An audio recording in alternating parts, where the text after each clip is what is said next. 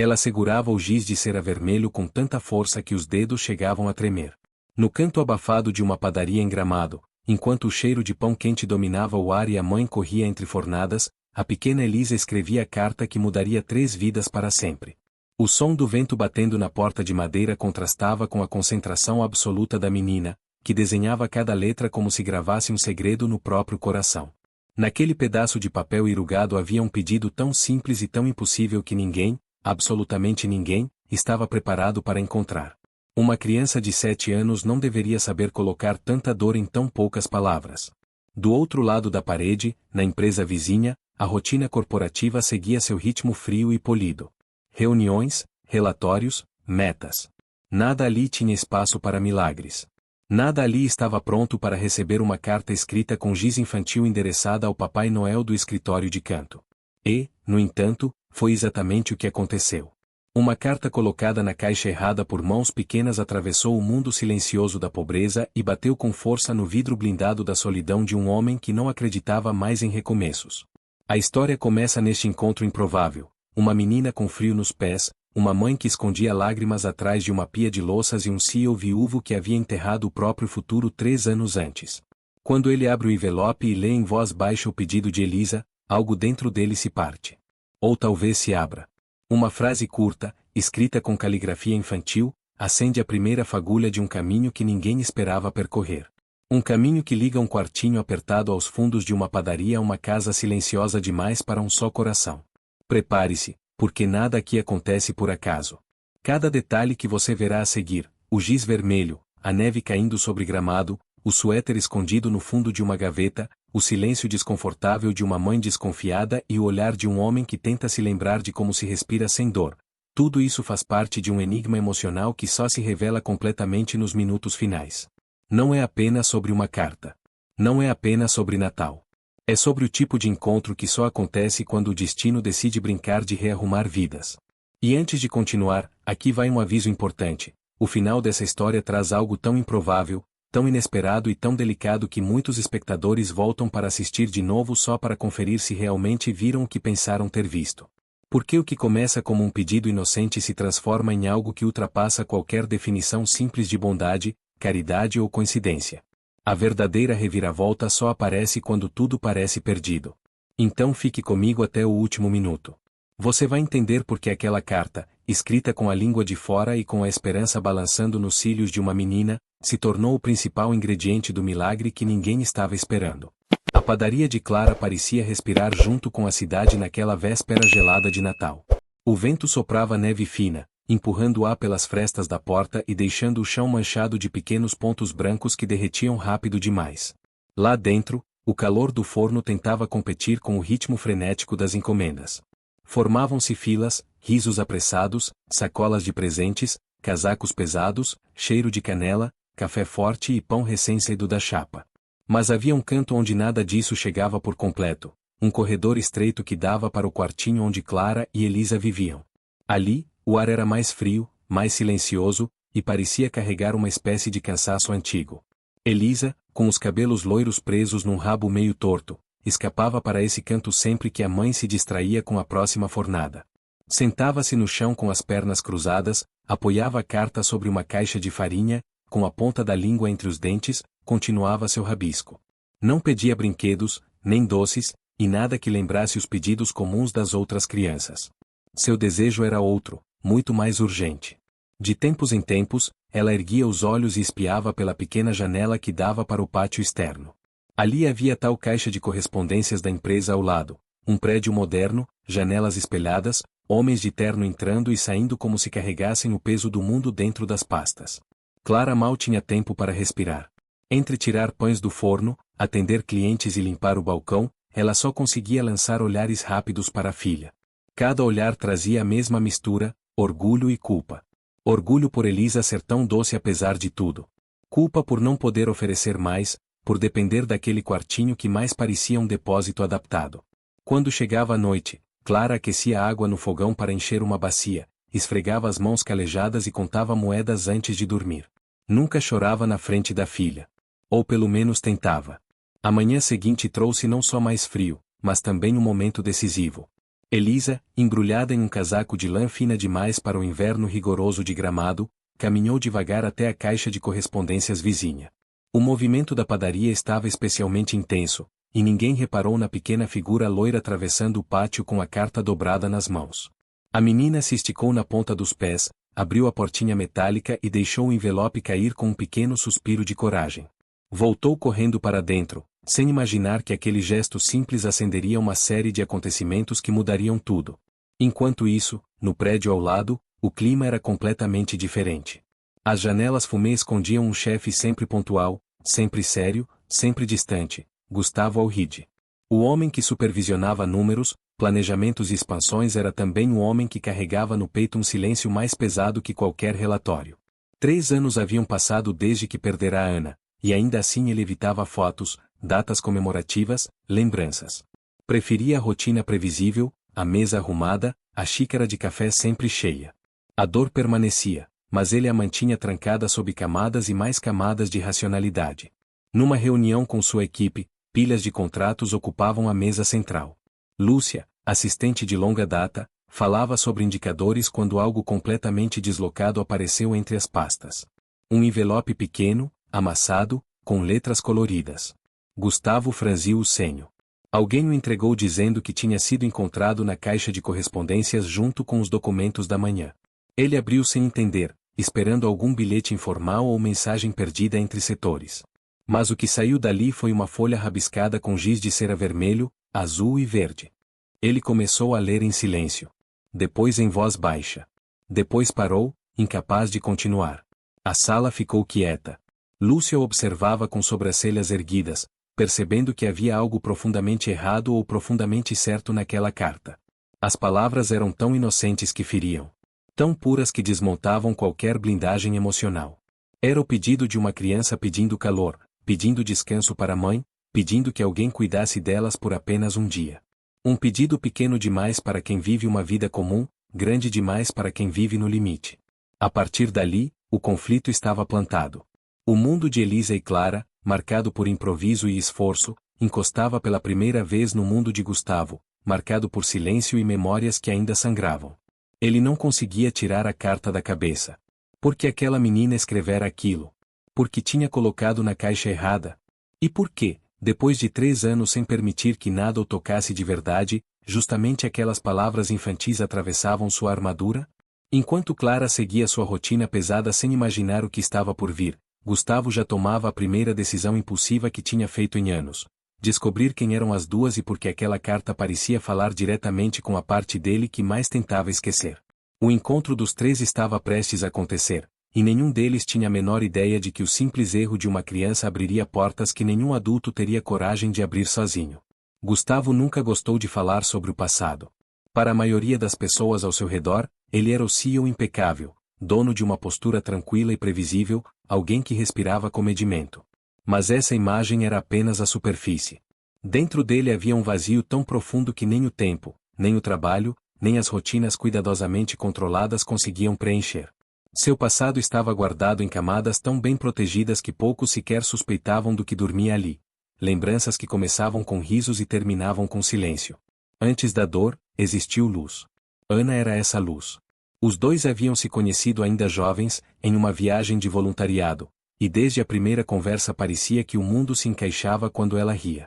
Ana tinha olhos que sorriam antes mesmo da boca, mãos sempre ocupadas, tricô, culinária, jardinagem, e um jeito de enxergar beleza em coisas que ninguém reparava. Para Gustavo, ela era o tipo de pessoa que deixava o dia mais leve com um gesto mínimo.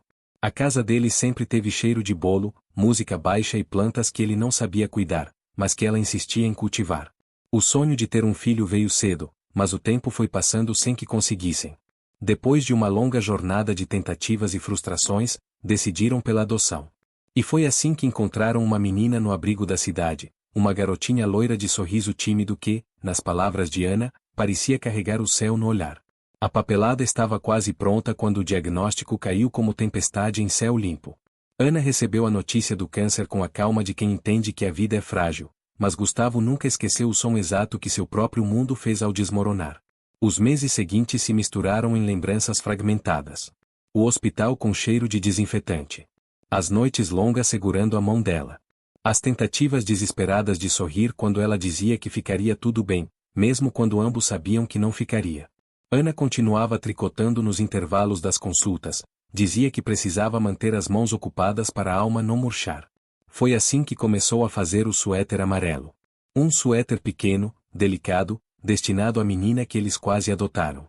Gustavo lembrava de cada ponto tricotado com esperança, cada linha cheia de fé no futuro que ela desejava deixar pronto. Mas a vida não obedecia ao desejo de ninguém. Quando Ana se foi, o suéter ficou pela metade, dobrado com cuidado dentro da gaveta que Gustavo nunca mais abriu. E a adoção, tão perto de se concretizar, desapareceu junto com ela. Ele ficou sozinho em uma casa grande demais, silenciosa demais, organizada demais. Todos os objetos lembravam o que ele havia perdido. Então se afundou no trabalho, transformando números em escudos e agendas em muros. Tornou-se mestre em evitar tudo que pudesse despertar o que ele tentava enterrar. Ninguém no escritório conhecia essa versão da história. Sabiam que ele era viúvo, mas não sabiam do tricô inacabado, da gaveta intocada, do quarto preparado que nunca ganhou ocupante. Não sabiam que ele passava noites inteiras sentado no sofá com a TV ligada sem som, apenas para não ouvir o próprio coração pesando no silêncio. O mundo de Gustavo tinha virado um deserto emocional, seguro, previsível, protegido. E ele acreditava que era melhor assim. Era mais fácil sobreviver quando nada tinha permissão de tocar fundo demais. Por isso, quando a carta de Elisa caiu em suas mãos, a superfície tranquila que ele construiu começou a trincar sem aviso. No início, ele não entendeu por que aquelas palavras infantis mexiam tanto com ele. Era só um papel rabiscado com giz de cera. Só um pedido simples. Só uma criança desconhecida.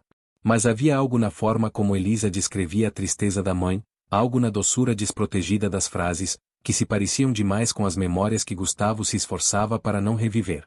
A carta reacendeu o eco da menina que ele quase adotou, mas ao invés de machucar, trouxe uma vontade estranha de se mover. Algo adormecido despertou com força. Na noite após ler o bilhete, Gustavo voltou ao escritório quando todos já tinham saído. Sentou-se na poltrona de couro, abriu a gaveta que evitava há 3 anos e encarou o suéter amarelo inacabado. Seus dedos tocaram a lã pela primeira vez desde o funeral de Ana. Era macio, quente, mas carregava uma dor antiga que parecia, pela primeira vez, também carregar um convite. A carta de Elisa, ao invés de abrir apenas cicatrizes, abriu espaço. Um espaço pequeno, frágil e assustador, mas real. Pela primeira vez em muito tempo, ele chorou. Não as lágrimas discretas e contidas que vez ou outra escapavam, mas um choro profundo, quase infantil, como se devolvesse ao mundo tudo que guardou por tempo demais. E ali, sozinho no escritório iluminado pela luz fria, Gustavo percebeu que não estava apenas lendo uma carta perdida. Estava lendo um chamado. Algo dentro dele sabia que aquela criança e aquela mãe não surgiram por acaso. A vida estava empurrando as portas que ele manteve fechadas. E, embora ainda não entendesse como, sabia que precisava encontrá-las. Porque talvez, só talvez, aquela fosse a primeira vez em anos que ele tivesse a chance de caminhar em direção a algo vivo de novo. Gustavo não dormiu naquela noite. A carta parecia pulsar dentro dele como um chamado impossível de ignorar. Entre memórias antigas e a estranha ânsia de fazer algo, qualquer coisa, ele tomou uma decisão que o surpreendeu. Na manhã seguinte, antes mesmo de o escritório abrir, dirigiu até a padaria vizinha. Parou o carro e ficou alguns segundos observando o movimento pela janela. Clara equilibrando 2 bandejas de pão, clientes entrando encolhidos no frio, e uma menina loira sentada num banquinho, balançando as pernas, desenhando num guardanapo. Elisa. Ele reconheceu os cachos dourados imediatamente. Era como ver um fragmento da carta andando por aí. A hesitação durou pouco, o impulso venceu. Ele respirou fundo, ajeitou o casaco e entrou. Assim que a porta se abriu, o sino preso no alto tilintou, e Elisa ergueu os olhos. Os dois se olharam por uma fração de segundo, e a menina sorriu daquele jeito espontâneo que só crianças conseguem sorrir. Gustavo deu um passo à frente, carta no bolso interno, coração acelerado. Clara, ao notar sua presença, parou de arrumar o balcão. Havia desconfiança imediata no olhar dela, como se percebesse que aquela visita não era casual. Ele pediu licença, e ela o chamou para o corredor dos fundos, claramente desconfortável com a presença de um estranho tão bem vestido no meio da clientela simples. No corredor estreito, com o cheiro de farinha e o som abafado do forno, Clara cruzou os braços. A tensão dela era quase palpável. O que o senhor deseja? Perguntou, num tom educado, mas fechado como portão trancado. Gustavo tirou a carta devagar, como quem apresenta uma prova. Acho que isso pertence à sua filha. Clara regalou os olhos. Estendeu a mão com cuidado, como se temesse o conteúdo. Elisa apareceu atrás dela, espiando com a metade do rosto, e quando viu o envelope seu rosto se iluminou. Papai Noel do escritório. Ela exclamou, correndo até Gustavo e abraçando suas pernas com naturalidade. Gustavo congelou por um segundo. Não estava preparado para contato físico, muito menos para a confiança instintiva de uma criança. Mas, depois de um instante, inclinou-se e retribuiu com cuidado. Sutil, quase hesitante, mas sincero. Clara puxou a filha com delicadeza, constrangida. Elisa, não faça isso, virou-se para Gustavo, me desculpe. Ela é muito imaginativa. Não tem problema, respondeu ele, com um sorriso involuntário. A carta me encontrou ontem. E, tocou profundamente. Clara desviou o olhar. Sabia exatamente o que estava escrito ali. Sabia a dor de ser exposta, mesmo sem intenção. Não quero que pense que estamos pedindo nada. Foi só, coisa de criança, disse ela, com a voz baixa, quase defensiva. Eu sei. Mas mesmo assim, eu queria ajudar, começou ele. Mas Clara levantou a mão, interrompendo. Não somos caso de caridade. A firmeza dela bateu forte. Gustavo ficou em silêncio por alguns segundos, tentando escolher palavras que não soassem como piedade. Ele não oferecia esmolas. Oferecia presença. Mas como explicar isso sem parecer invasivo? Elisa puxou o casaco da mãe. Mas ele achou minha carta, isso não é especial, mãe? Clara suspirou, dividida entre a proteção e a ternura. Gustavo então fez o único gesto que parecia possível, falou com cuidado, quase num sussurro. Não é caridade. É oportunidade de ajudar alguém que claramente faz tudo sozinha há muito tempo. Tenho uma casa grande demais para um homem só. E uma casa de hóspedes praticamente vazia. Pensei que, talvez vocês pudessem ficar lá. Só até o Natal. Nada além disso. Clara o encarou como se tentasse decifrar se aquela oferta era honesta ou tinha algum tipo de segunda intenção escondida. A vida havia ensinado a ela que nada vinha de graça. Muito menos de alguém como ele. E por que faria isso? Perguntou. Gustavo respirou fundo. Porque alguém me mostrou, com um giz de cera vermelho, que existem pessoas passando por coisas que ninguém deveria passar sozinho. E por que, eu posso ajudar. O silêncio que se seguiu foi pesado e frágil ao mesmo tempo. Elisa olhava para a mãe com expectativa brilhando nos olhos. Clara olhava para Gustavo com uma mistura de receio e gratidão que lutavam dentro dela. No fim, ela disse apenas, só até o Natal. Gustavo assentiu, com um pequeno sorriso. Só até o Natal.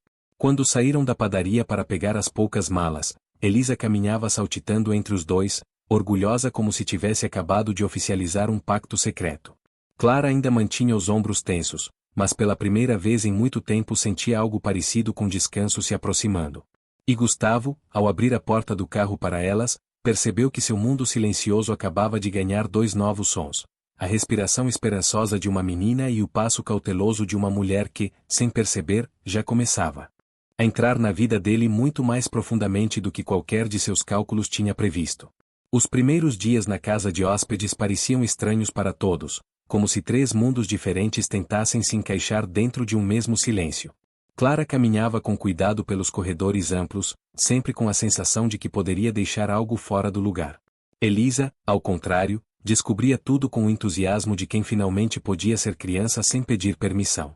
E Gustavo observava à distância, como se tivesse medo de interferir em um equilíbrio ainda frágil. A rotina começou a se desenhar naturalmente. De manhã, Clara preparava café para os três, tentando disfarçar o desconforto de cozinhar numa cozinha que não era a sua. Gustavo aparecia sempre um pouco tarde, com o cabelo ainda úmido do banho e vestindo o mesmo tipo de camisa branca impecável. Ele tentava conversar, perguntar se haviam dormido bem, mas Clara respondia com frases curtas, evitando qualquer intimidade. Elisa era quem preenchia o silêncio, sorrindo para tudo, perguntando sobre cada objeto, contando histórias que misturavam realidade e imaginação com a espontaneidade de quem sempre acreditou que o mundo pode ser bonito. Com o passar dos dias, começaram a existir momentos pequenos, quase imperceptíveis, que aproximavam os três. Clara preparou pão caseiro numa tarde particularmente fria, e Gustavo entrou na cozinha atraído pelo cheiro familiar. Ele não lembrava a última vez que alguém havia assado algo naquela casa. Ficou parado na porta, observando Clara amassar a massa com movimentos firmes, quase terapêuticos. Ela ergueu os olhos e captou o olhar dele. Por um instante, nenhum dos dois soube como se desviar. Elisa correu entre eles com as mãos sujas de farinha, quebrando o clima com risadas. A tensão se dissolveu, substituída por um sentimento estranho, quase confortável. Em outra tarde, durante uma tempestade de neve que deixou o jardim branco como açúcar, Gustavo encontrou Elisa tentando montar um barquinho de madeira com peças que havia achado no armário. Ele se ajoelhou ao lado dela, disposto a ajudar. A menina falava sem parar, contando que queria construir um navio que fosse forte o suficiente para navegar até o Polo Norte. Gustavo ria das ideias dela. Pela primeira vez em muito tempo, sentia-se parte de algo que não envolvia relatórios, contratos ou reuniões. Quando o barco ficou pronto, Elisa correu para mostrar à mãe, que os observou com uma mistura de ternura e cautela. Clara sabia reconhecer quando alguém começava a se apegar, e aquilo a deixava inquieta. Os três passaram uma noite inteira sentados na frente da lareira, bebendo chocolate quente enquanto a tempestade rugia do lado de fora. Gustavo contou histórias de viagens de trabalho, Elisa inventou criaturas de neve que ganhavam vida, e Clara, aos poucos, começou a se permitir rir. Rir de verdade. Aquilo fez Gustavo perceber que havia algo vivo ali, algo que ele não sentia fazia anos. Mas enquanto ele enxergava esperança, Clara enxergava perigo. Estava ficando bom demais, e quando algo fica bom demais, geralmente dói depois. A tensão começou a crescer quando Clara ouviu uma conversa que não era para ela.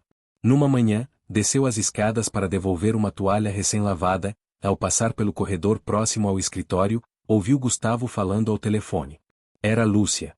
A voz dele, baixa e grave, dizia: "Elas estão aqui. E eu acho que, quero que fiquem. Não só agora. Para sempre." Clara congelou. Um frio subiu pelo corpo, não o frio da casa, mas um frio de alerta. Na cabeça dela, aquelas palavras significavam dependência, dívida, aprisionamento. Sabia que a vida nunca tinha lhe dado nada sem cobrar algo depois. Que intenções boas demais quase sempre escondiam algo que machucava. Ela não esperou ouvir mais. Voltou para o quarto com passos rápidos e fechou a porta. Os olhos ardiam. Sentou-se na cama e respirou fundo, tentando organizar o caos que se formava dentro dela.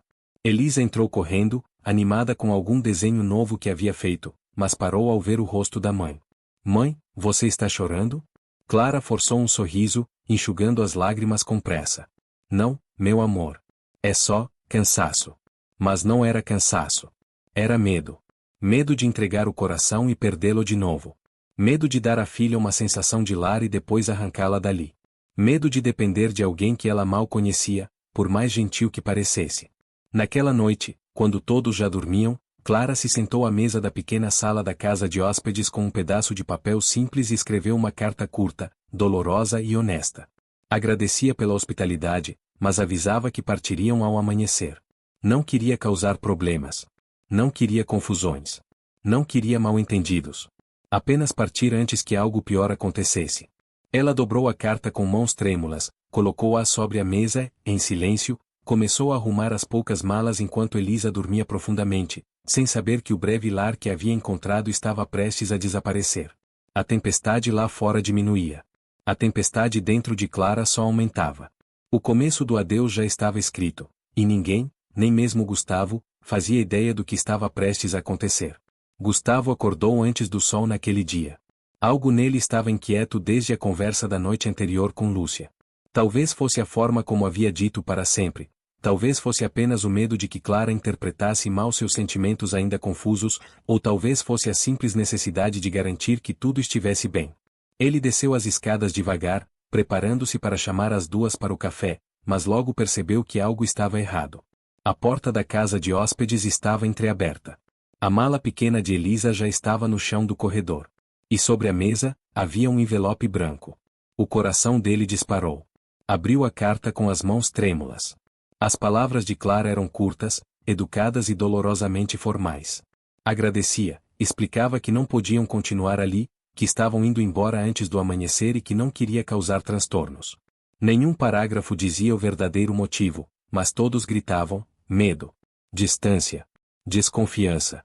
Sem pensar duas vezes, Gustavo correu pela casa, chamando: Clara!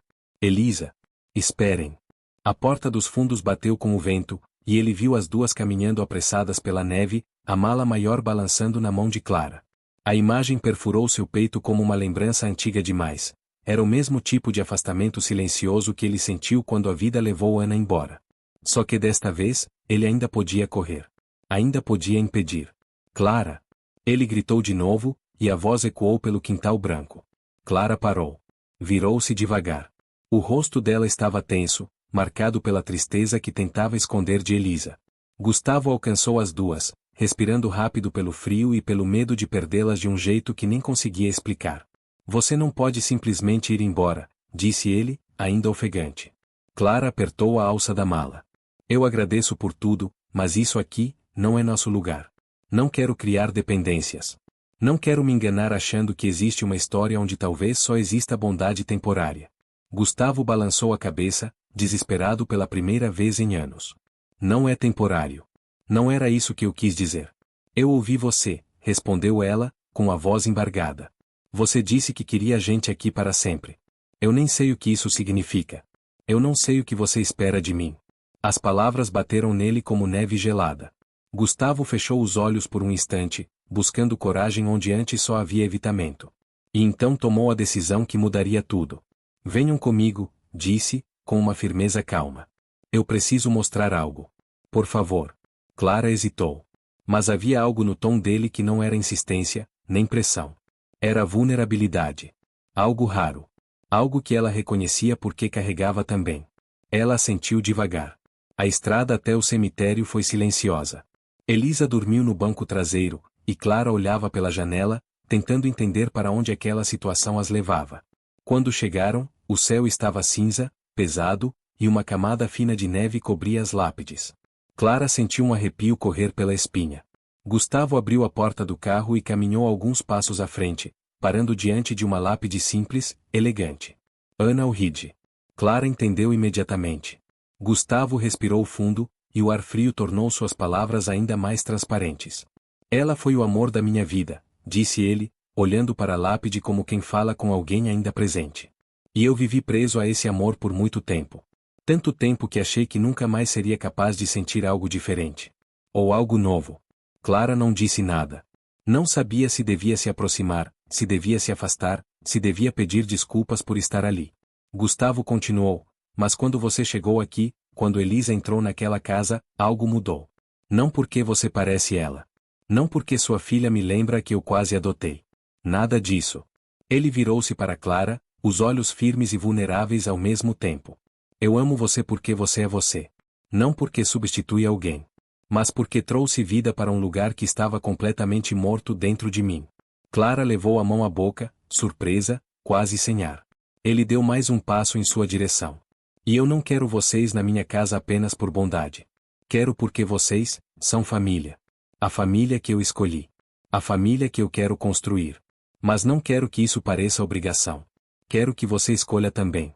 Clara sentiu lágrimas quentes escorrerem, apesar do frio cortante. Pela primeira vez, ela viu o homem por trás do CEO. Viu um coração ferido, mas honesto. E viu nela mesma a vontade absurda de acreditar. Ela deu um passo à frente e pousou a mão no peito dele, um gesto pequeno, mas profundo, como se dissesse, eu escuto você. Eu acredito em você. Eu estou aqui. Elisa acordou nesse instante e correu até os dois, abraçando as pernas deles com confusão e carinho. Gustavo se abaixou, envolveu a menina e, com voz embargada, murmurou. Eu quero ser seu pai. Se você deixar. Elisa sorriu como quem aceita um milagre. Clara chorou como quem finalmente encontra chão. De volta ao carro, Gustavo abriu uma pasta escondida no banco. Clara regalou os olhos ao ver os documentos, adoção compartilhada. Guarda conjunta. Nome registrado, Elisa Vinsley Urride. Nada ali era temporário. Nada era por pena. Era decisão. Era futuro. Era amor que não substituía, acrescentava. E naquele cemitério silencioso, entre neve e memórias, o recomeço deles finalmente encontrou forma. Quando voltaram para casa, a neve começava a cair em flocos maiores, daqueles que parecem dançar antes de tocar o chão. Elisa corria na frente, deixando pegadas desordenadas que pareciam uma coreografia improvisada. Clara observava a filha rindo e, pela primeira vez em muito tempo, não havia peso no seu peito. Apenas uma sensação morna e inesperada de que algo finalmente estava entrando nos eixos. Gustavo caminhava ao lado delas, sem dizer nada, mas com um sorriso que não cabia no rosto. Era como se cada passo confirmasse a escolha que acabará de fazer. A sala estava iluminada pelas luzes de Natal que Elisa insistira em montar 2 dias antes. O ambiente parecia acolhedor de um jeito quase cinematográfico.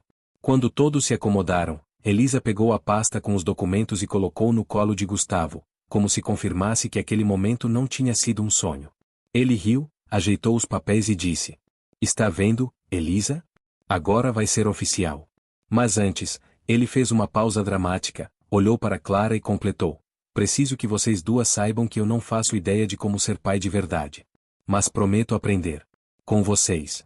Clara riu, enxugando as lágrimas que teimavam em voltar. "Se você souber fazer panquecas no domingo, já está ótimo", respondeu ela. "Eu sei fazer planilhas no Excel", disse ele, todo orgulhoso. "Serve?" "Serve, se elas forem de chocolate", devolveu Clara, arrancando uma risada gostosa de Elisa. A menina então correu para ligar a árvore de Natal, que piscou inteira de uma vez só, como se também comemorasse o novo capítulo daquela casa. Foi nesse instante que Gustavo, meio desajeitado, tropeçou em um pacote esquecido no canto e quase caiu sobre o tapete. Elisa deu gargalhada. Clara também. Ele ficou vermelho, mas entrou na brincadeira. "Ótimo começo como pai, não é?" disse ele. "Primeiro dia e já quase destruo a sala." "Relaxa", disse Clara. "Ser pai é justamente isso, derrubar coisas e fingir que foi educativo." A atmosfera era leve, divertida, surpreendentemente natural. Parecia impossível acreditar que, horas antes, eles estavam correndo pela neve tentando impedir uma despedida. Agora, estavam exatamente onde deveriam estar, juntos, rindo, deixando o destino fazer o seu trabalho. Elisa pulou no sofá e abraçou os dois ao mesmo tempo, como se tentasse uni-los fisicamente. "Agora a gente é uma família esquisita?" perguntou ela, com aquele jeito sincero que só crianças têm. Gustavo ergueu uma sobrancelha. "Não. Agora somos uma família extraordinariamente esquisita. Tem diferença." E Clara completou: "E extraordinariamente feliz." Lá fora, a neve cobria cada detalhe da paisagem, como se estivesse preparando o mundo para uma nova história. Lá dentro, 3 pessoas encontravam, pela primeira vez, um futuro que fazia sentido. Não era perfeito, não era planejado, mas era deles. E assim encerra essa jornada cheia de reviravoltas, tropeços, cartas improváveis e uma dose generosa de destino brincalhão. Se você gostou de acompanhar essa história até aqui, não esqueça de se inscrever no canal e ativar as notificações. Tem muito mais conteúdo assim vindo por aí, e eu garanto que você não vai querer perder os próximos capítulos dessas e de outras histórias que aquecem o coração.